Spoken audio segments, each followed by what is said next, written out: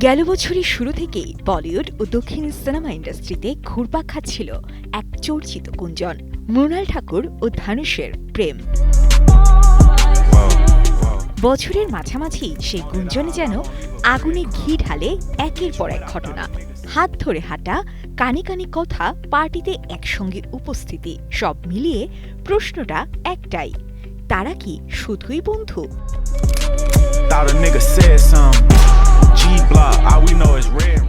2025 সালের আগস্টে অবশ্য নিজেই গুঞ্জনে জল ঢেলে দেন মৃণাল।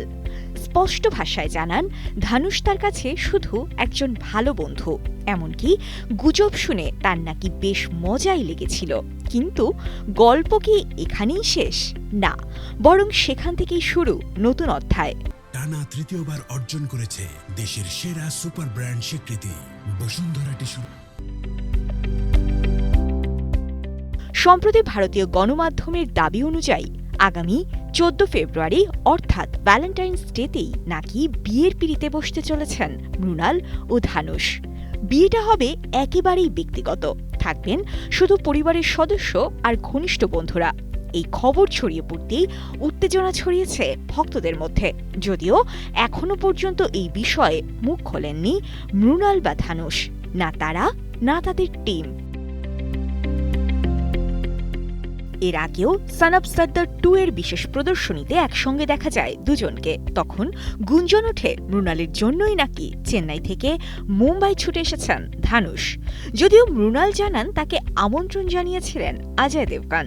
এছাড়া ধানুষের ছবির সঙ্গে যুক্ত না থাকলেও তেরে ইশক মের র্যাপ পার্টিতে মৃণালের উপস্থিতি, ধানুষের জন্মদিন ও মৃণালের জন্মদিনে একে অপরের পাশে থাকা সবই বাড়িয়ে তোলে জল্পনা।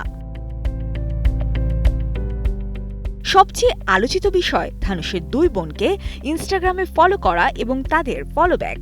ইন্ডাস্ট্রিতে যা খুবই বিরল। ঘনিষ্ঠ সূত্রের দাবি, দুজন সত্যিই ডেট করছিলেন, তবে সম্পর্কটা একেবারেই ব্যক্তিগত রাখতে চেয়েছিলেন তারা।